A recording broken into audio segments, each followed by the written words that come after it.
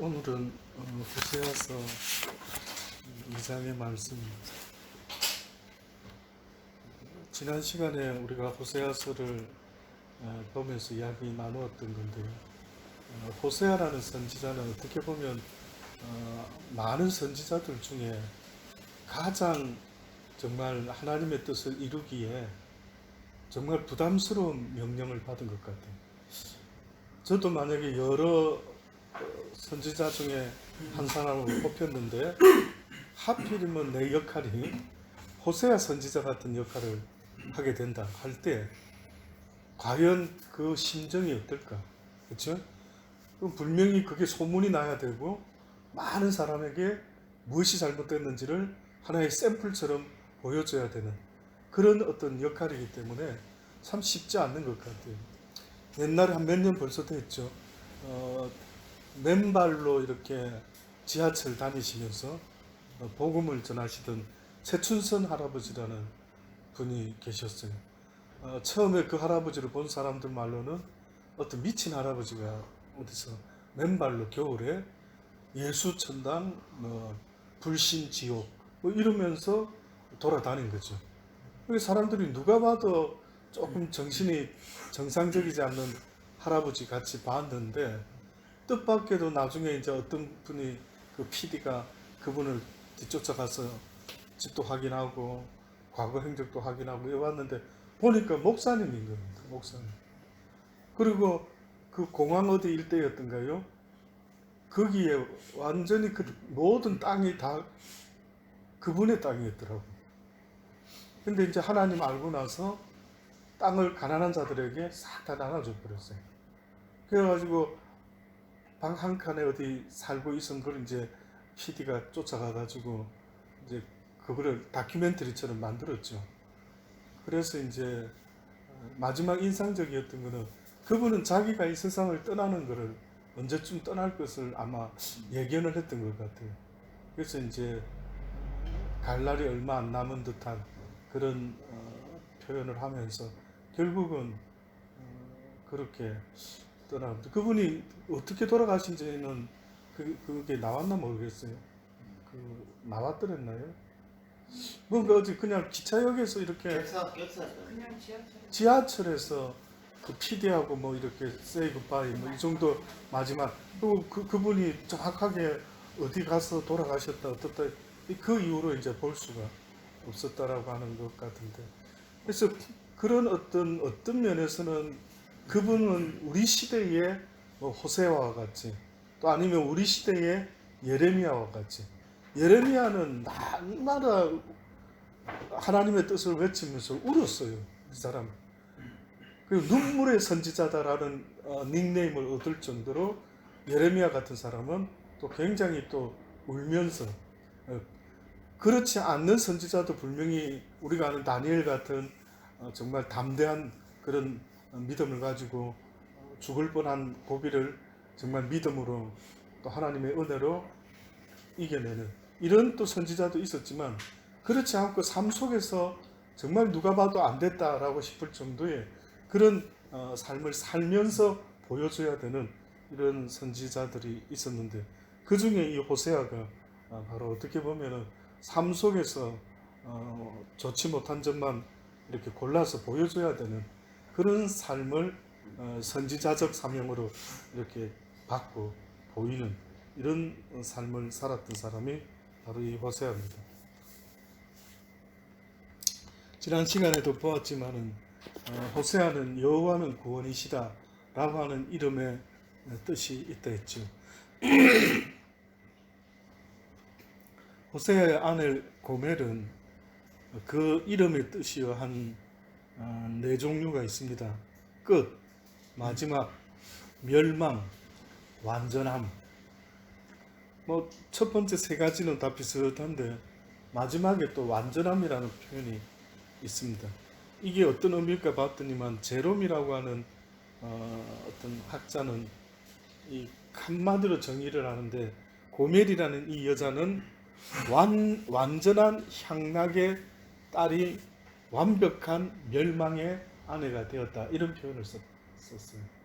어떻게 보면은 그 고멜의 이름을 좀 이렇게 형용사를 붙여서 가장 설명을 아주 인생을 잘 설명한 그 의미가 바로 이 제롬이라는 사람이 표현했던 완전한 향락의 딸이 완벽한 멸망의 아내가 되었다라고 하는 이 의미가 아마 이 고멜의 삶을 이야기하는 삶의 의미다라고 볼 수가 있습니다. 첫 번째 이제 2장에서 시작은요, 그의 자녀 이름부터 바꾸기 시작합니다. 너희 형제에게는 암미라 하고 너희 자매에게는 루하마라 하라. 1장에서 나올 때는 암미로 나온 게 아니고 로암미로 이름을 지었죠. 로암미. 그 다음에 루하마라고 한 것이 아니라 로루하마라고 앞에 로자를 다 붙였죠. 로가 무슨 뜻이라고 그랬죠? 예, 아니다라고 하는 부정적인 뜻을 갖고 있는 겁니다. 그래서 로루하마는 긍휼히 여기지 않는다 이런 뜻이 있었는데 여기서 로자를 빼버려서 루하마라 긍휼히 여기겠다. 예. 그리고 얌미 나의 백성이 아니다 로얌미. 근데 이제는 얌미로 이름을 바꾼다죠. 나의 백성이다라는 이런 이름으로 바꾸려고 하는 하나님의 의도하심이 있습니다. 너희 어미와 쟁론하라. 저는 내 아내가 아니요 나는 저의 남편이 아니라 저로 그 얼굴에서 음란을 제하게 하고 그 유방 사이에서 음행을 제하게 하라. 계속해서 하나님이 어떻게 보면은 이 호세아서를 통해서 이스라엘 백성을 뭘로 이렇게 지금 표현하고 있냐면 부정한 아내로 이렇게 취급을 합니다. 결혼까지 했는데 계약까지 맺었었는데 그런데 그것을 어기고 부정한 바람난 한 여자로 이렇게 지금 이야기를 하고 있습니다. 그렇지 아니하면 내가 저를 벌거벗겨서 그 나던 날과 같게 할 것이요 저로 광야같이 되게 하며 마른 땅같이 되게 하며 목말라 죽게 할 것이며 내가 그 자녀를 긍휼히 여기지 아니하리니 이는 저희가 음란한 자식들입니다. 저희의 어미는 행음하였고 저희를 배웠던 자가 부끄러운 일을 행하였나니 대저 저가 이르기를 나는 나를 연애하는 자들을 따르리니 저희가 내 떡과 내 물과 내 양털과 내 삶과 내 기름과 내 술들을 내게 준다 하느니라. 바람난 이야기의 모습을 지금 이렇게 이야기를 하고 있습니다.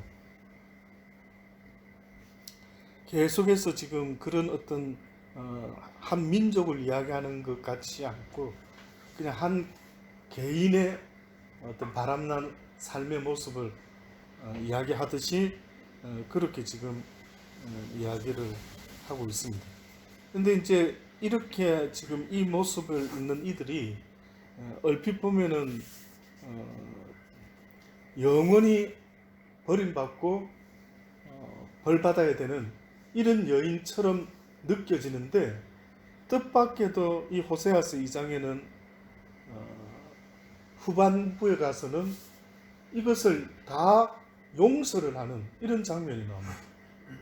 근데 그것도 용서를 하는 것도 무슨 실제 부부 사이에서 용서하는 듯한 이미지도 있지만은 법정 용어까지 써가면서 용서를 하는 그런 어떤 상황들을 표현을 합니다.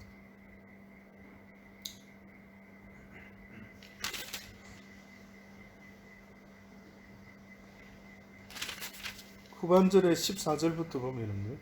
그러므로 내가 저를 계유하여 거친 들로 데리고 가서 말로 위로하고 여기 거친 들로 데리고 간다 할 때의 이 의미는 바알이 없는 것을 말합니다. 바알이 없는 것. 그러니까 바알의 마음 뺏기고 하는 이런 어떤 상황이 아닌 정말 하나님과 이스라엘 백성만 딱 남겨질 수 있는 어떤 장소 거친 들로 데리고 가서 말로 위로하고 이 말로 위로한다 할 때에 이 의미 속에는 아주 관계가 좋은 부부가 서로 이렇게 은밀하게 대화를 나누는 듯한 이런 의미를 담고 있는 표현으로 지금 이렇게 썼어요. 거친 들로 데려가서 말로 위로하고 거기서 비로소 저의 포도원을 저에게 주고 아골 골짜기로 소망의 문을 삼아 주리니, 아골은 우리가 잘 아는 것처럼 환난, 고난, 이런 어떤 의미가 있는데, 어떻게 보면은 그랬던 그들이 이제는 달라지겠다는 그런, 어떻게 보면은 환난과 고난, 죽음의 문을 들어섰던 그들의 삶의 모습이 이제는 소망의 문으로 바뀌어지겠다. 이제는 소망의 문을 삼아 주리니 제가 거기서 응대하기를 어렸을 때와 애굽 땅에서 올라오던 날과 같이 하리라. 지금 이 호세아는 이스라엘 백성들이 어느 때 가장 아름답고 이쁘고 아주 결혼했을 때의 최상의 어떤 16살 정도, 17살, 17살 정도의 이런 아주 애띠고 이쁜 막 최고의 모습을 갖추고 있는 그때의 모습을 뭐라고 지금 말을 하고 있느냐 하면은 제가 거기서 응대하기를 어렸을 때와 애굽 땅에서 올라오던 날과 같이 하리라. 그러니까 아마 애굽 땅에서 이렇게 출애굽했을 때의 이스라엘 백성의 모습은 꼭 새 신부가 단장을 하고 이제 드디어 혼인 잠시에 들어가는 이런 어떤 모습, 이게 어떻게 보면 하나님 보셨을 때 갓 출애굽했을 때 이스라엘 백성들은 설레이고 하나님의 땅에 인도함 받아서 그곳에서 하나님을 마음껏 찬양하려고 하는 이런 바램과 기쁨, 뭐 이러한 것 등이 아마 있었겠죠. 그래서 그 모습을 갖다가 그렇게 지금 비유를 하는 것 같아요. 여호와께서 이르시되 그날에 내가 나를 내 남편이라 일컫고 다시는 내 바알이라 일컫지 아니하리라. 내가 바알들의 이름을 저의 입에서 제하여 다시는 그 이름을 기억하여 일컬음이 없게 하리라. 그날에 내가 저희를 위하여 들짐승과 공중의 새와 땅의 곤충으로 더불어 언약을 세우며 또 이 땅에서 활과 칼을 꺾어 전쟁 없이 하고 저희를 평안히 눕게 하리라. 내가 내게 장가들어 영원히 살되 의와 공평됨과 은총과 긍휼이 여김으로 내게 장가드립니다. 그러니까 장가드는 사람이 무슨 혼수품을 챙겨서 장가를 가듯이 지금 진실함으로 내게 장가들리니, 또 그 앞에 보니까 장가들은 영원히 살되 의와 공평됨과 은총과 긍휼이 여김으로 내게 장가를 드린다. 그 무슨 장가가 이렇게 신랑이 이런 그 선한 것들을 가지고 이렇게 하겠다라고 하는.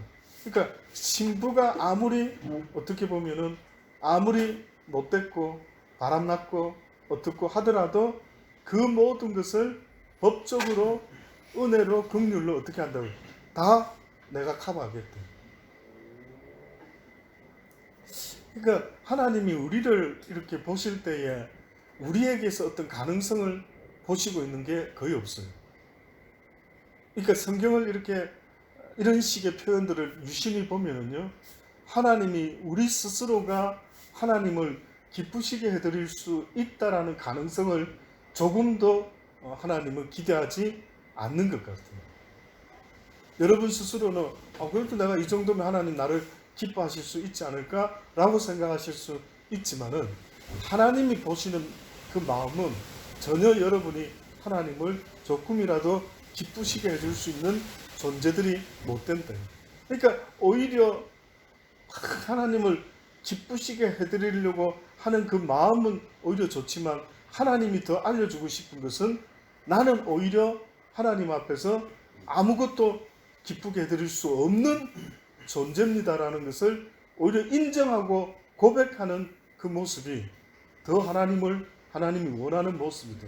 그래서 하나님이 어떤 면에서는 우리에게 내가 주의 일을 열심으로 영광 돌리자 이런 것보다는 회개하라고 자꾸 말하는 이유가 거기에 있죠. 그러니까 오히려 회개하는 게 더 하나님이 역사하기가 쉬운데 자기가 조금이라도 뭔가를 할 수 있다라고 생각하는 그 마음이 있을 때는 하나님은 그 사람과 오히려 아무것도 할 수가 없게끔 되거든요. 그래서 신앙생활을 우리가 성숙된 모습으로 잘한다라고 하는 것은요, 나를 남보다 낮게 여기는 게 아니라 나를 남보다 못하게 여기는 그 마음을 하나님은 받기를 원하는 게 있으신 것 같아요. 그러니까 쉬운 게 아니죠. 나를 부인해야 되죠. 대부분 우리의 자유의지는 죄와 상관없었던 아담과 하와도 자신의 자유의지는 어떤 면에서는 무던히 자기를 드러내는 일을 하죠. 한번 이렇게 주변이나 이때까지 살아오면서 자기 스스로를 이렇게 한번 돌아보면요, 무던히 자기를 드러내고 무던히 자기의 옳음을 계속해서 말하려고 하는 그런 경향이 있습니다. 그래서 이 자아가 어떻게 보면은 그걸 내려놓지 않는 한은 하나님으로부터 오는 그 능력을 덧입을 수도 없고 그분의 일을 그분이 하실 수 있도록 내 삶을 내어드릴 수도 없겠군요. 그래서 주님이 말씀하신 것은 너희가 나를 따라오려거든 날마다 너를 부인하고 내 십자가를 지고 나를 따라라. 자기를 부인을 해라. 날마다 자기를 부인. 그러니까 날마다 해야 되는 것, 사도 바울이 말한 것처럼 나는 날마다 나를 쳐서 복종시킨다라고 했던 것은 자기가 자기를 위해서 하고자 하는 그것을 날마다 쳐서 복종시킨다. 한번 딱 보면 두 가지죠. 한쪽 생각은 날마다 나를 위하는 생각. 아주 목숨 걸고 나를 위하는 일. 또 한 가지 하나님의 말씀은 목숨을 너를 위해 쓰지 말고 무엇을 위해? 하나님과 내 이웃을 위하여 내어놔라. 하나님을 사랑하는 것과 이웃을 사랑한다 할 때 그 사랑이라는 그 표현을 한 이유는 사랑은 어떤 조건이 필요하냐면 그 사랑을 하는 사람은 생명을 내놔야 됩니다. 이게 간단한 문제가 아니에요.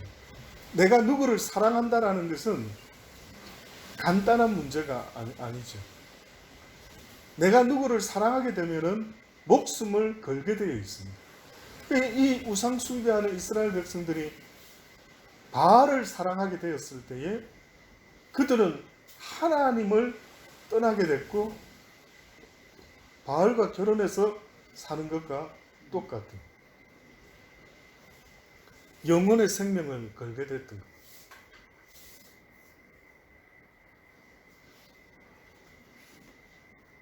그래서 하나님의 이 말씀들을 보면은 우리에게 소망이 있는 듯이 말씀하는 게 아니라 어떻게 보면 우리에게 소망이 없음을 계속해서 인지할 수 있도록 그렇게 말씀을 하는 것 같아요. 그래서 하나님은 어느 때가 되면은 전적인 그분의 열심으로 그분의 은혜로 우리를 그분의 신부로 삼겠다라고 하는 말씀을 하는 거예요. 그래서 우리는 어떤 면에서는 누군가가 말했던 것처럼 전적 부패가 있고 그리고 우리는 어떤 일을 하더라도 하나님의 인도하심 없이는 조금 더 선한 일을 할 수가 없는 그런 존재이기 때문에 누군가가 만약에 대단하십니다 라고 하면 그 내가 한 것이 아니다. 그게 진실이다. 성경에는 그 하나님을 하나님으로도 표현하지만 우리에게는 어떻게 자꾸만 나타내 보이시느냐 하면은 신부로 신랑으로 보이십니다. 러버, 사랑하는 사람. 그러니까 하나님은 우리와의 관계 속에 어떤 관계인 것이 전제가 되어 있느냐면 사랑의 관계를 전제로 하고 있어요. 부부가 결혼해서 살 때에 그들 사이에는 뭐가 전제가 되어 있느냐면 사랑이 전제가 되어 있어요. 그 부부 사이의 사랑 전제가 옆집 아저씨, 옆집 아줌마하고의 관계하고 똑같다라고 보는 사람은 세상에 아무도 없죠. 그래서 그 전제는 사랑이 전제가 되어 있어요. 근데 성경에서 하나님이 우리를 이야기할 때나 자신을 표현하실 때 어떤 관계가 가장 많이 나와 있느냐면 나는 너희의 신랑이다. 특히 너희를 끔찍히 사랑하는 신랑이다. 그래서 우리는 예수님을 어떻게 보면 우리의 신랑, 우리는 그의 신부 이렇게 할 때에 그 예수님도 이 땅에 오시게 된 동기가 성경에 보니 하나님이 세상을 이처럼 사랑해서 독생자 예수 그리스도를 이 땅에 보내주셨다라고 그렇게 이야기를 하지 않습니다. 그러니까 관계의 시작은 또 우리의 구원의 시작은 그분의 사랑으로 시작된 것을 계속 이야기합니다. 심지어는 출애굽기 34장 14절에 보면은요, 이런 식의 표현을 써도 되는가? 사람들 사이에서나 쓰는 거 아니야? 라고 싶은 표현이 있는데 그게 뭐냐면은 질투라는 표현입니다. 출애굽기 34장 14절로부터 보면은요, 너는 다른 신에게 절하지 말라. 여호와는 질투라 이름하는 질투의 하나님이니라. 이렇게 합니다. 우리는 질투는 주로 누가 하는 겁니까? 질투는 주로 남편과 아내 사이에서 누가 주로 많이 하는 것 같아요, 질투. 네. 오늘 우리 재호 집사도 사랑이 커서 아내보다는 남편으로서 더 질투를 하는 쪽이다. 또 어느 때 질투가 납니까? 가영 집사가 혹시나 다른 남정네를 쳐다본다. 그것도 한 10초 이상씩 쳐다보고 있다. 이럴 때에 막 질투가 일어나서 막 선글라스 끼게끔 만들고 뭐 그럴 수도 있겠죠. 근데 그 질투는 원래 누가 누구를 질투하게 돼 있는가 보니까 더 사랑하는 사람이 질투를 하더라고요. 그렇죠?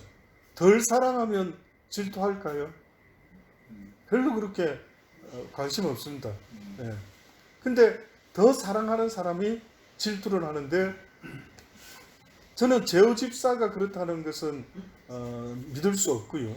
성경적으로 보면은 남자가 아니라 여자가 질투하게끔 되어 있어요. 그게 뭐냐면 벌입니다. 벌. 그래서 성경에 뭐라고 벌이 나왔죠?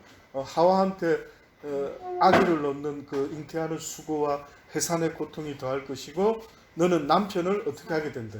사모하게 된다. 이 여자들 벌입니다. 뜻밖이죠. 그러니까 뜻밖에 어떻게 보면은 여자들은 돕는 배필로 지음을 받은 것이지 거기에다가 사랑의 포로로까지 붙잡혀 가지고 그렇게 될 줄은 생각도 못했던 거예요. 그게 벌이 되어서 어떻게 보면은 더 사랑할 수밖에 없는 이런 벌을 고통을 당하고 있습니다. 그래서 어떤 면에서는 질투라고 하는 것은 더 사랑하는 쪽에서 나타나는 감정인데 하나님은 뭐라고 지금 말씀하고 있냐면 너희보다는 내가 더 질투의 화신이다. 막 나는 질투가 나서 견딜 수가 없다. 너희들이 바알을 쳐다보고 있고 그 앞에 절하고 하는 이런 모습을 보면은 나의 이 질투심이 불같이 치솟고 있다.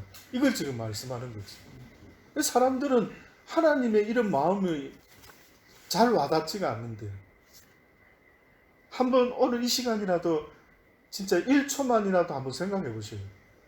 누군가가 나를 내 아내보다도 내 남편보다도 나를 더 사랑한다는 겁니다.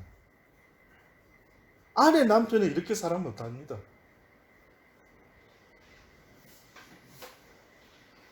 하나님처럼 가정집사 사랑할 수 있을까요? 쉽지 않죠. 쉽지 않습니다. 물론 뭐 제호집사 잘하는 거는 우리 교회에서 소문이 나 있지만은, 그러나 제가 봤을 때는 쉽지 않습니다.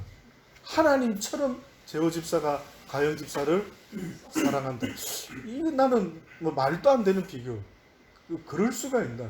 어떻게 하나님과 경쟁할 수 있을까? 말도 안 된다라고 봐요. 근데 한번 이렇게 생각해 보세요. 내가 가정집사를 좋아하고 사랑하는데 나보다도 더 우리 와이프를 사랑하는 분이 있다 한다면은 어떻게 그게 가능하지? 누구지? 궁금하지? 근데 그분이 바로 하나님이라고 지금 말씀하는 거예요. 이게 와닿지가 않아요. 설마 나보다 더 사랑한단 말이니까 내 아내를, 이렇게 볼 수 있겠지만 하나님이 더 사랑하신다는. 그러니까 실제 우리 인간이 사랑을 나누며 살아야 되는 상대는 이 땅에 육을 가진 인생들이 아니다. 그 상대는 어떻게 보면은 하나님이다. 그러니까 사랑의 대상을 우리는 지금도 잘 모르고 이렇게 헤매고 다니는데, 실제 사랑의 대상은 이 땅에 육을 가진 우리 존재가 아니라 하나님이 바로 사랑의 대상이다.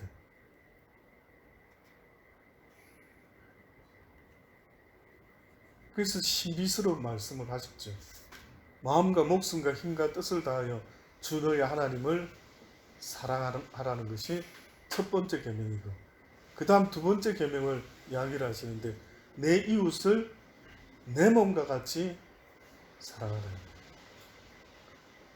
이 두 이야기 속에는요, 내가 누군가를 사랑할 때에 결국은 나라는 존재는 없어지게 된다. 이걸 이야기를 하고 있어요. 그러니까 내가 누군가를 사랑한다라는 것은 나를 부인하는 것이다. 네가 너를 부인하고 날마다 네 십자가를 지고 오라고 하는 삶은, 그것은 사랑의 삶을 말하는 거예요.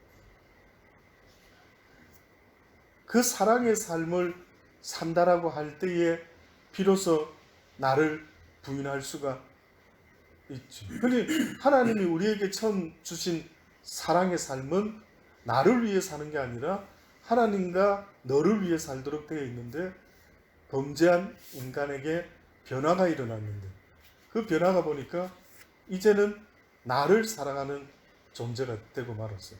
이제 내 뜻대로 안 되면은 분노하고 화내고 모든 걸 다 뒤집어 엎는 겁니다.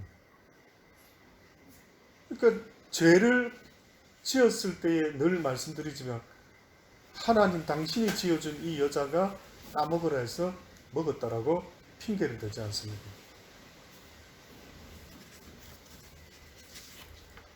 그래서 그 이후로부터 인간이 벌을 받게 되는데, 자기를 사랑하다 보니까요, 자기 뜻대로 안 되면 얼마나 분해하는지 모르는 거예요. 이거 벌입니다, 벌.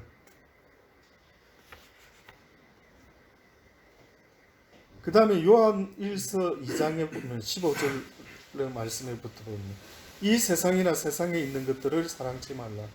누구든지 세상을 사랑하면 아버지의 사랑이 그 속에 있지 아니하니, 이는 세상에 있는 모든 것이 육신의 정욕과 안목의 정욕과 이생의 자랑이니 다 아버지께로 쫓아온 것이 아니요 세상으로 쫓아온 것이라. 이 세상도 그 정욕도 지나가되 오직 하나님의 뜻을 행하는 이는 영원히 거하느니라. 세상을 사랑하지 말아라 라고 말하는 이유는, 이 세상에 나와 있는 모든 것들이 하나님으로부터 왔다라고 지금 말하는 게 아니고 세상의 왕인 사단으로부터 나왔다라고 그렇게 이야기합니다. 하나님으로부터 나온 것은, 모든 신령한 것들은 하나님으로부터 나왔다고 말합니다. 근데 눈에 보이는 이 유물론적인 모든 실체들은 하나님으로부터 온 게 아니라 사단으로부터 왔다라고 이야기를 합니다. 그래서 그것들을 내가 더 많이 가지려고 애를 쓰는 그 모습은 어떤 면에서는 하나님의 신령한 것을 사모하고 있는 영적인 존재, 어차피 여기 걸 다 두고 떠나야 되는 그 존재를 망각하고는 이 땅의 것을 부지런히 챙기게 되는, 이런 사랑하게 되는 이 모습은 하나님이 기뻐하는 자의 모습이 아니죠. 이 모든 것은 육신의 정욕과 안목의 정욕과 이생의 자랑이니 다 아버지께로 쫓아온 것이 아니고 세상을 쫓아왔다. 뭐 아이쇼핑 모든 것들은 다 하나님으로부터 온 게 아니라 이 세상의 것으로부터 왔다. 그래서 하나님은 이 세상의 것에 대하는 우리의 자세는요, 그냥 한두 가지 족하다 이렇게 말씀하죠. 예수님이 마르다와 마리아 집에 방문했을 때 언니 마르다는 막 음식을 막 잘 챙겨가지고 대접을 잘해보려고 굉장히 준비를 막 하죠. 얼핏 보면은 마르다가 경우가 있네. 참 오히려 저 모습이 예수님 기뻐하시겠다 싶은데 그 마르다의 그 모습은 오히려 예수님은 기뻐하지 않으셨어요. 근데 누구를 기뻐했느냐 하면 마리아를 기뻐했는데 그 마리아는 오히려 예수님을 모시고 나서 예수님이 가장 기뻐하는 모습으로 예수님을 대접했는데 그게 뭐였느냐 하면은 예수님의 발 밑에 앉아서 예수님이 말씀하는 천국의 복음을 한 자도 놓치지 아니하고 열심히 경청하고 있는 그 마리아의 그 모습을 무슨 꼭 벼슬이나 요직에 앉아있는 사람 모양 이 자리를 빼앗기지 않는다. 마르다가 예수님한테 컴플레인했죠. 얘 언니 도와주지도 않고 이러고 있대. 이 얌체가 다 있는가 막 했을 때 그는 이 좋은 편을 택하여 이 좋은 자리 빼앗기지 않는다. 그러니까 하나님이 기뻐하는 자리라는 것은 어떻게 보면 세상에서 분주한 그 마음의 상태를 기뻐하지 않는다. 분주하면 안 된다. 그 생각 해보셨어요? 내 마음이 지금 굉장히 분주하다. 내 마음이 지금 굉장히 하나님 보시기에도 기뻐하지 않을 정도로 뭔가 지금 마음이 요동하고 있다. 한번 생각해 보시오. 그게 뭔지. 내려놔라는 거예요.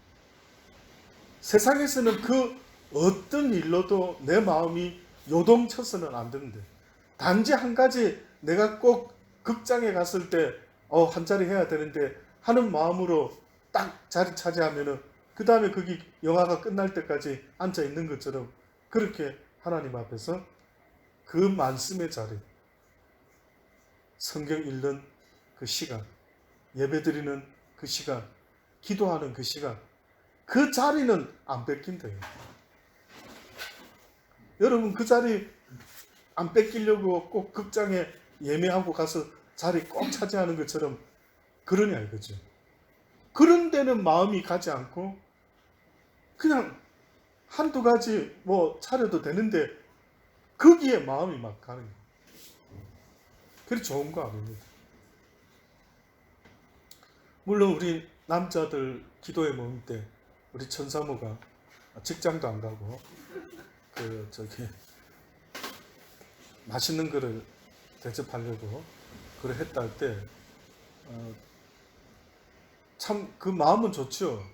근데 저는 걱정되는 게 그 약간의 마르다 스타일이 있어서 좀 걱정되는 게 마리아 스타일이 더 낫다. 예. 그러니까 뭐 처음이니까 좀 긴장도 되고 그건 있지만 이제 다음번에 할 때는 거기에 하지 말고 시간 투자하지 말고 어차피 내가 뭐 요리에 자신이 없다.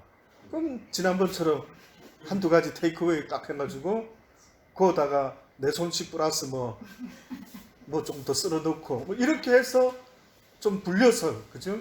얼마든지 한 끼 다들 잘 먹고 성경 공부하고 남자분들은 얼마나 좋은 시간을 보내는지. 근데 제가 걱정하는 거는 그런 날이 있을 때 와이프들이 막 하다 보면은 물론 기쁘게 한다고 하지만 힘들단 말이죠. 그러면 물론 그것 때문에 힘든 거 괜찮다고 말은 하지만 그게 안 된다는 거예요. 하나님은 그렇게 가르쳐 주신 적이 없다. 한두 가지로 내가 감당할 수 있는 범위 내에서 기쁘게 즐겁게 그렇게 준비할 수 있으면 그게 바로 마리아 스타일이다 라는 생각을 하게 되는 겁니다. 그래서 이 세상의 어떤 것들은 결코 하나님이 기뻐하는 것도 있지만 대부분 이 땅에서 일어나는 많은 일들을 하나님 분주한 것을 절대 원하지 않으셔요. 그래서 오히려 하나님은 날마다 우리 마음의 문을 두드려서 문을 열면 우리가 데이트하려고 늘 우리의 마음의 문을 계시록에 보면 두들기고 계신다고 그러죠. 그러니까 주님이 두들기는 우리의 마음의 문을 못 뜯는 이유가 뭐냐면 너무 분주하기 때문에 못 뜯습니다. 많은 사람들이 왜 나는 하나님과의 이런 교제가 잘 안 될까라고 할 때 어떻게 보면 그 가장 첫 번째 원인 중에 하나가 항상 바쁘다. 그렇죠? 늘 바쁘면 남편도 아내도 바쁘면 볼 수가 없어요. 요즘 우리 집에서는 우리 막둥이가 최고로 바쁜 것 같습니다. 토요일 날 맥도날드 일을 하면서 또 마치면 피곤할 텐데 또 친구들 만나러 가야 되고 또 월요일 날 또 하고 학교 갔다가 또 일하고 또 뭐 친구 만나기도 하고 운동도 하고 뭐 굉장히 바쁘게 지낸 것 같아요. 한 불과 얼마 전부터 그 전까지는 안 그랬는데 나름 굉장히 바쁘게 지내는 것 같아요. 근데 걱정이죠. 저는 피곤할 텐데 엊그제는 아니나 다를까 코에다 휴지를 말아가지고 이래 있는 게 보니까 코피가 난 게. 그래서 제가 이야기를 했죠. 아들아, 네가 괜찮다 하지만은 이 지금 토요일 같으면 새벽부터 일을 하는데 좀 쉬어야 되지. 피곤하다 하면서 하루 종일 서가지고 치킨 너겟을 굽고 뭐 패티를 굽고 이제 뭐 패티 굽는 게 자기가 아주 프로가 됐다고 뭐 한 번에 탁탁탁 다 구워낸대요. 자기가 물론 기계가 하는 거지만 그러면서 이제는 뭐 어떻다 저떻다. 근데 분주하지 말라는 거죠. 분주. 한번 여러분이 스스로 그 경계를 한번 찾아보세요. 어디까지 내 생활을 이렇게 만드는 것이 분주한 것인가, 분주하지 않는 것인가. 그것을 보시면서 오히려 주님과 묵상하고 주님과 대화를 하고 하는 시간이 과연 내가 얼마나 있는가 하는 것도요. 한번 돌아볼 필요가 있습니다. 고린도 후서 11장 2절로부터 보면은 이런 말씀이 있죠. 내가 하나님의 열심으로 너희를 위하여 열심 내노니 내가 너희를 정결한 처녀로 한 남편인 그리스도께 드리려고 중매함이로다. 뱀이 그 관계로 이와를 미혹한 것 같이 너희 마음이 그리스도를 향하는 진실함과 깨끗함에서 떠나 부패할까 두려워하노라. 만일 누가 가서 우리의 전파하지 아니한 다른 예수를 전파하거나 혹은 너희의 받지 아니한 다른 영을 박해하거나 혹 너희의 받지 않은 다른 복음을 받게 할 때에는 너희가 잘 용납하는구나. 내가 지극히 큰 사도들보다 부족한 것이 조금도 없는 줄 생각하노라. 내가 비록 말에는 조라나 지식에는 그렇지 아니하니 이것을 우리가 모든 사람 가운데서 모든 일로 너희에게 나타내었노라. 이건 바울의 이야기입니다. 바울은 지금 뭐라고 이야기하느냐 하면은 내가 하나님의 열심으로 너희를 위하여 열심 낸다. 지금 그렇게 이야기하죠. 하나님의 열심이라고 하는 것은 하나님이 이스라엘 백성을 향한 그의 열심에 대해서 말씀하고 있는 겁니다. 그 열심이라고 하는 것은 우리가 아는 것처럼 그 한 영혼을 하나님께서는 구원하기를 원하시는 그 열심을 말하는데 지금 바울이 그 열심을 인용해 가지고 나도 열심이다. 나도 너희들에 대해서 얼마나 열심이냐 하면은 꼭 결혼 중매하는 중매자 같이 열심이다. 그 마음 한번 이해하실 수 있겠습니까? 중매자 같은 그 어떤 열심. 중매 서보셨습니까? 어떻게 보면 가까이에 최근에 저는 우리 허전도사를 장가 보내기 위해서 이제 교인들에게 평생 해보지 못했던 기도를 부탁하면서 기도합시다. 우리 허전도사 위해서 기도합시다. 계속 기도를 했더랬죠 그때. 그때 기도할 때 이제 누가 소개하고 뭐 이렇게 하게 하면은 이야기를 나눕니다. 그럼 저는 어떻게 하든 성사시키려고 눈을 좀 낮추어라. 그러고 또 막 할 수 있는 쪽으로 이야기를 하게 됐죠. 그러면은 본인도 물론 이제 경험을 했지만 본인도 누군가가 또 있어가지고 중매를 해야 된다면 그 중매자의 마음을 이해하시겠냐는 게 중매자. 그 중매자의 입장에서는 어떻게 하든 이렇게 해서 성사될 수 있도록 하려고 애를 쓰지 않습니까? 근데 그 마음이 누구의 마음인가 봤더니만 바울의 마음이 그랬다는 거예요. 바울은 우리를 갖다가 중매를 하는데 바알에게 중매하는 것이 아니라 바알은 안 된다 지금 말을 하는 거죠. 네가 결혼해야 될 영적인 그 러버는 오직 예수 그리스도 그분만이 너의 사랑이시고 너는 그분 안에서 참 자유와 기쁨과 평안을 누리며 살 수 있게 된다. 그러니 그분과 하나가 돼야 되지 지금 네가 바알과 이렇게 하나가 되어서는 안 된다. 그럼 네 영혼의 기쁨이 즐거움이 감사가 없게 되는데 어떻게 하려고 그러느냐 하는 것처럼 걱정이 이만저만이 아니죠. 여러분이 남을 이렇게 중매를 한다 하지만 여러분 자녀가 이제 결혼을 해야 된다 할 때 그 심정이 어떻겠어요? 우리 집사님 가장 빨리 이 가운데는 어떻게 보면 자녀분을 지금 결혼해야 되는 아들이 있습니다. 아직 못 봤지만은 궁금합니다. 누굴 닮았을까? 엄마를 많이 닮았을까? 누굴 닮았을까? 좀 궁금하기도 하고요. 이렇게 예? 너무 못생겼어. 그럼 누구 닮은 겁니까? 그렇진 않을 것 같은데 집사님도 옛날에는 한 미모를 하시진 않으셨을까요? 예. 근데 어쨌든 뭐 젊었을 때 안 이쁜 사람이 있을까요? 다 이쁘죠. 다 이쁘세요. 근데 무조건 다 이쁘다는 건 아니지만 뭐 집사님 뒤에 말씀을 하시니까 진짜. 집사님 아들이 제가 왜 이 말을 했느냐면은 보지는 않았지만 그 마음이 이쁜 것 같은 생각을 하고 있기 때문에 들은 이야기가 있어서 뭐 많이 들은 건 없습니다 별로.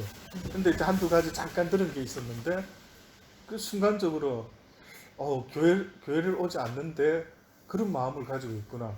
이게 저한테는 굉장히 좀 호감을 가지게 됐어요. 어떻게 어떤 아들인가 이렇게 이제 좀 궁금한 마음. 근데 이렇게 어떻게 보면 집사님에게 있어서 그 아들 하나는 정말 모든 것 다 아니겠습니까? 근데 그 아들이 결혼을 한다는데 과연 어떤 기분일까요? 그러니까 이 기분은 바울이 지금 우리한테 자꾸 말을 하고 있는 거예요.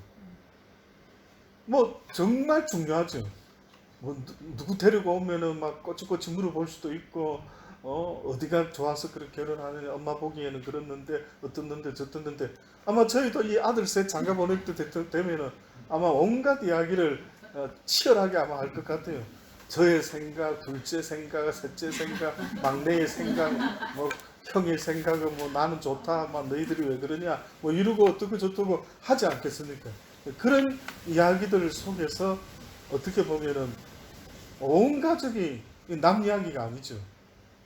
막 집안에 며느리가 잘 들어와야 되는데 막 하고 우리는 그래도 셋이나 있으니까 시행착오를 하더라도 막 둘째에게 기대를 걸어보고 안 되면 셋째에게도 기대를 걸어보고 이러죠. 근데 하나밖에 없다 할 때는 어떤 심정일까요? 안 된대. 이거는 대충 호락호락 할 수가 없다. 물론 요즘은 이제 어머니들이 다 좀 신식이라서 맡기지만은 정말 그 심정은 굉장히 중요한 그런 어떤 결정의 순간에 서 있는 그런 느낌이 있을 겁니다. 근데 우리는 이런 이야기 할 때는 어떤 분은 참 그럴 거야. 며느리 하나밖에 못 보는데 잘 봐야지. 근데 지금 그걸 잘 보자는 이야기가 아니고 바울은 하나님과 중매를 해야 된다. 너희가 하나님을 만나야 되는데 그분과 영원히 살아야 되는데 어떻게 해서 너희가 바알의 신을 섬기느냐. 이것이 지금 바울이 이야기를 하고 있는 겁니다. 그래서 성경에는 우리가 하나님께 가까이 나가는 이 관계의 모습은 꼭 신랑과 신부의 관계 모습처럼 그렇게 표현하는 것들이 많이 있어요. 근데 그 중에 가장 노골적으로 부부관계의 모습으로 표현하는 게 있습니다. 그게 에베소 5장 22절의 말씀부터 성경이 말하고 있습니다. 아내들이여 자기 남편에게 복종하기를 주께 하듯 하라. 이는 남편이 아내의 머리됨이 그리스도께서 교회의 머리됨과 같으니 그가 친히 몸의 구주시라. 그러나 교회가 그리스도에게 하듯 아내들도 범사에 그 남편에게 복종할지니라.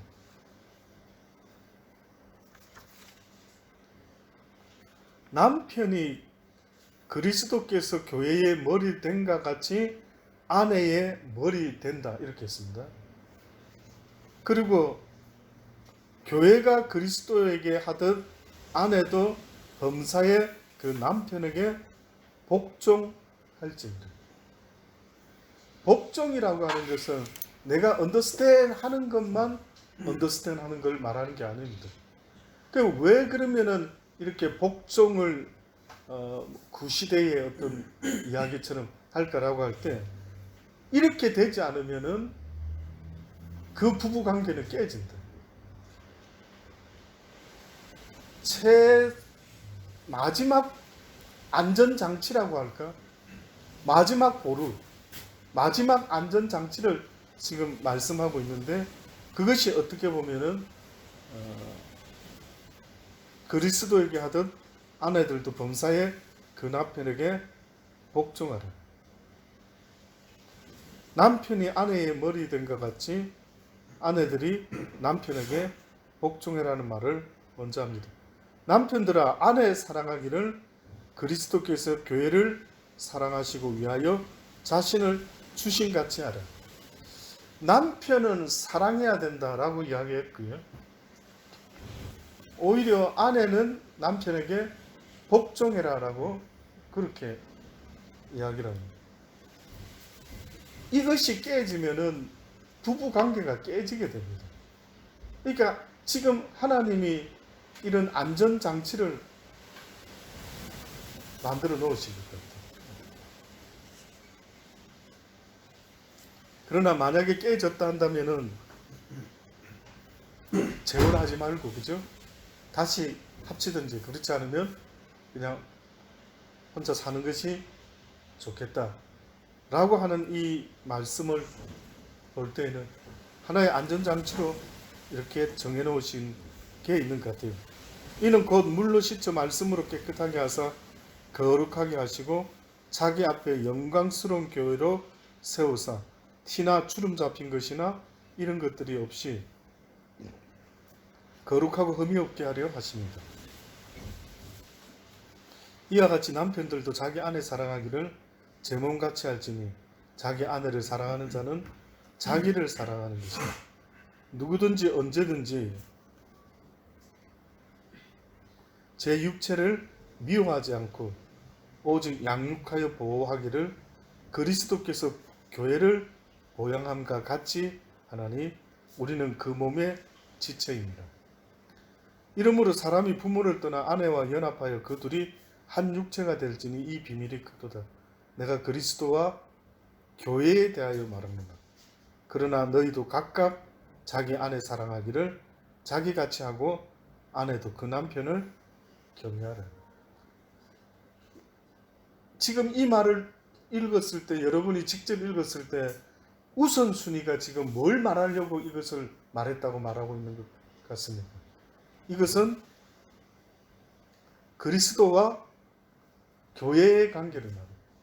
그리스도는 신랑이시고 교회는 신부다라는 것을 이야기를 하고 있어요.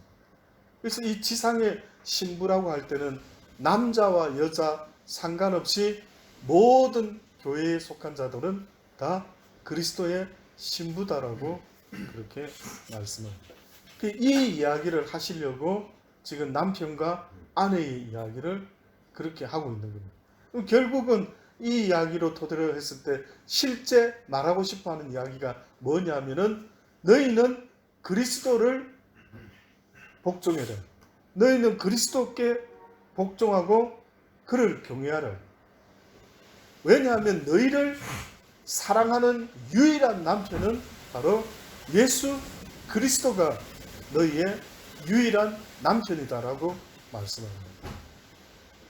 실제 남편에게 기대 그런 것은 아니신 것 같아요. 실제 아내에게도 그렇게 기대를 거시는 것은 아닌 것 같아요.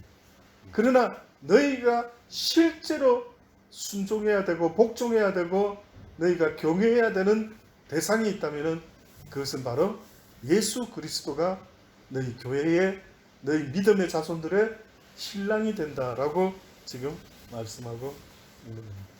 그래서 성경에서는 계속해서 우리를 신부라고 칭하고요.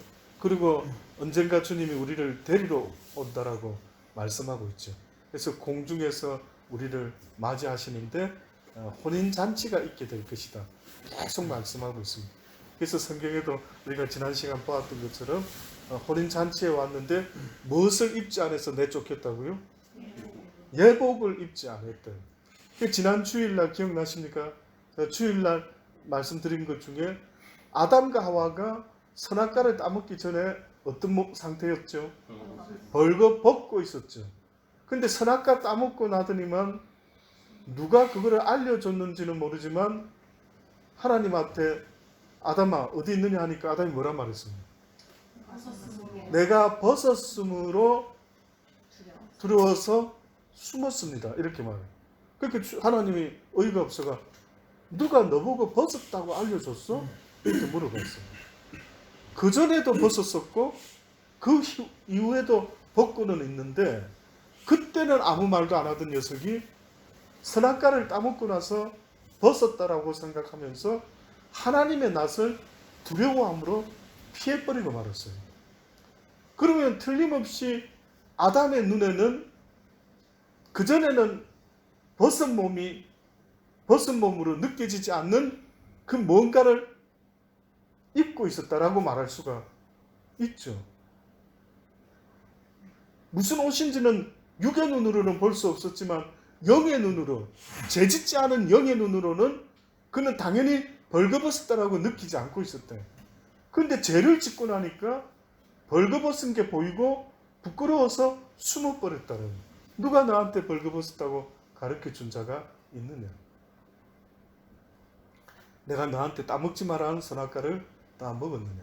물어보시죠.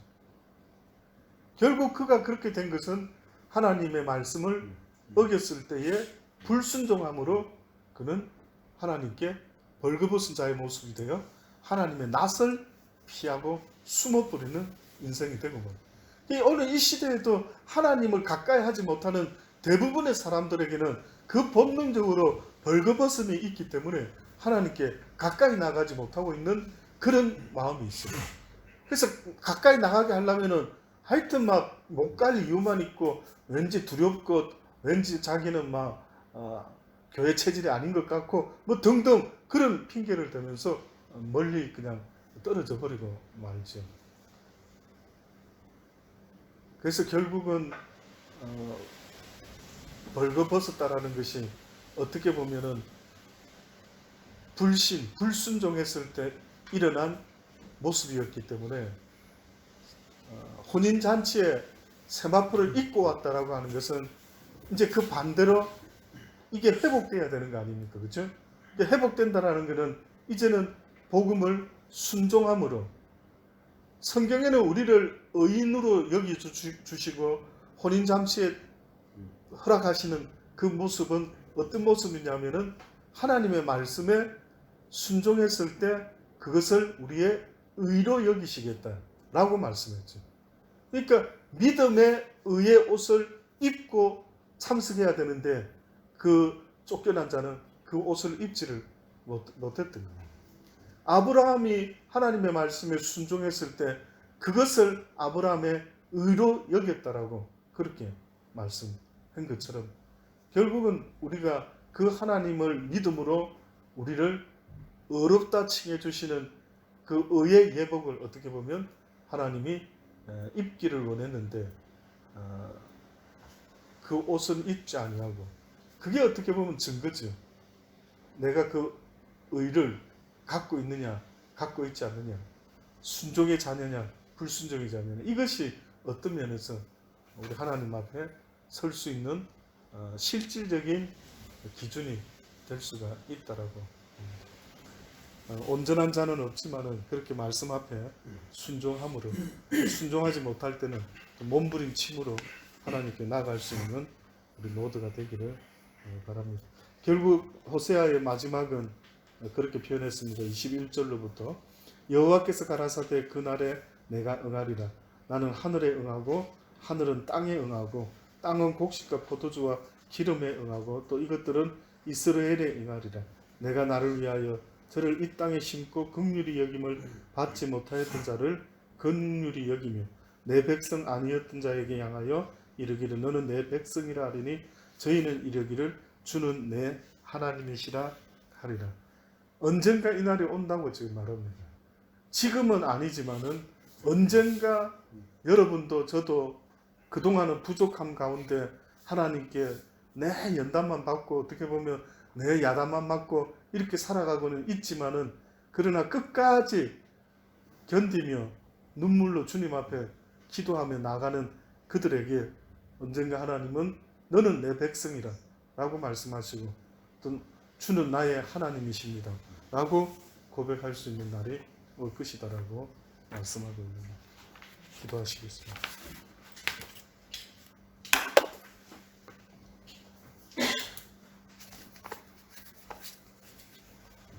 주신 말씀 생각하면서요, 여러분의 믿음을 날마다 말씀 앞에 비춰볼 수 있기를 바랍니다. 우리가 이런 시간을 보내는 것은 그 누구의 믿음 때문이 아니라 나의 영혼을 위한 그 믿음을 위해서 날마다 주의 말씀을 경청하고 배우는 것이, 오늘도 주신 말씀 다시 한번 나를 비춰보고 내가 무엇이 부족한지, 내가 어떤 면이 하나님이 원하시는 건지를 돌아볼 수 있는 귀한 시간 되기를 바랍니다. 다 같이 기도하시겠습니다. 좋으신 아버지 하나님, 오늘 이 시간에도 아버지 다시 함께 돌아오시고 은혜 주시는 아버지 하나님, 그렇습니다. 교회들이 마지막 때 날마다 아버지 하나님 우리 자신을 돌아볼 수 있고 은혜를 주시옵소서. 주의 말씀을 날마다 아버지 주의 말씀이 성경에 선포되어 있는데 그 말씀을 온전히 알 수 있도록 성령님께서 함께해 주셔서 하나님의 택한 자는 돌아볼 수 있는 은혜를 볼 수 있고 말씀을 이해하고 아버지 주님의 사랑을 이해할 수 있고 그로 인해 하나님을 더하고 친구된 자로서 신랑의 끝을 안길 수 있는 우리가 되시고 그라운데 해주시옵소서. 하나님의 수요 그렇지만 그 가운데 더욱더 진실된 것들은 하나님의 수요 하나님의 수요 진실된 하나님의 자녀로서 은혜를 하나님의 말씀을 베풀어 받들고 다른 영혼들은 아직까지 구원받지 못한 영혼들에게 이 진리를 전하고 온전한 교회들을 되게 만들어서 아버지께 안길 수 있는 신부들이 될 수 은혜를 있는 베풀어 주소서. 감사합니다. 주의 말씀을 통해 이미 타락하고 멀어졌고 구제불능인 자들이지만 하나님께서 그 앞에 있는 부정을 해주시고 사랑하신다 말씀하시고 축복을 말씀하시며 서로 예배고 입혀주시고 그런 부대처럼 합해주시며 그런 귀한 친구로서 우리 교회를 사랑하시는 감사합니다. 아버지여 이 아버지와 연약한 저희들이 육신을 한번 붙잡아주시고 하나님께서 보시기에 합당한 교회가 될 수 있도록 약할 때 강함 되시는 하나님을 먼저 해결할 수 있도록 해주시고 약할 때 우리의 강함 부분이 무엇인지 되시는 정말 기억하고 하나님 앞에서 온전한 그리스도의 말씀에 집중하는 것과 순종하는 행동하는 것들, 아버지. 그것을 삶으로 살아내는 행하는 것들로 아버지여 많은 생명 열매를 맺을 수 있는 귀한 거룩한 우리 교회 안에 구해드릴 수 있도록 주의 말씀만 바라보고 감사합니다. 나가시옵소서. 아버지. 주의 말씀만을 바라보며 나가시옵소서. 우리 지금 날씨에 나와 하나님의 말씀을 들을 때 힘을 얻고 전방하게 말씀하시는 그 영혼의 몸에 귀한 깨달음을 생각하게 주셔서 우리 마음 가운데 아버지여, 어떠한 풍파와 풍랑 가운데 평안할 수 있는 하나님의 주시는 권세를 저희도 살아갈 수 있도록 주님께 우리 마음 가운데 평안을 우리 모든 삶을 하나님께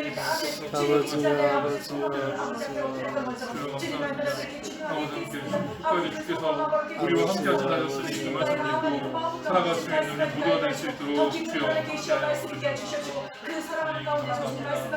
한국의 시민을 기억하여 주시고 건강의 문제를 선서를 보내주셔서 지켜보아주셔서 어떤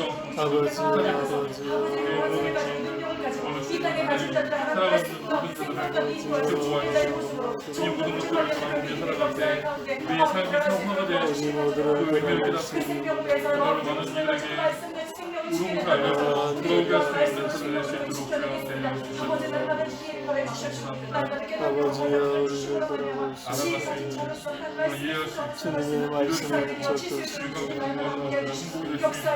우리 모두가 될 수 있도록 아버지여 은혜를 베풀어주시옵소서.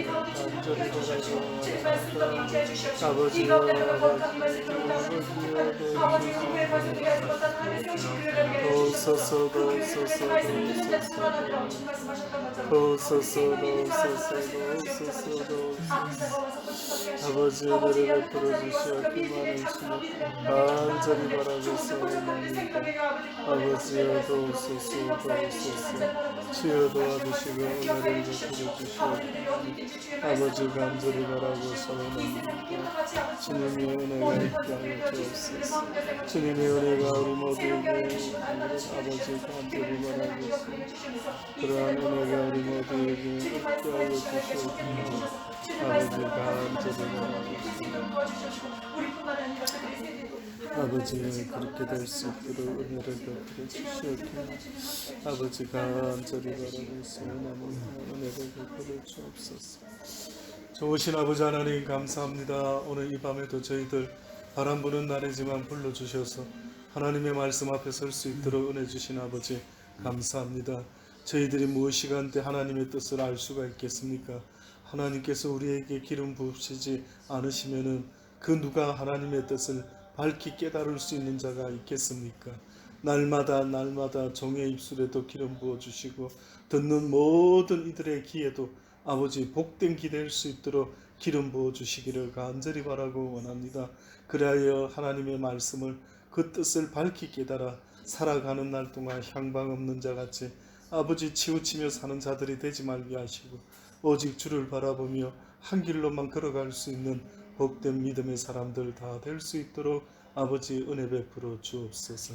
오늘도 함께하지 못한 우리 교우들이 있습니다.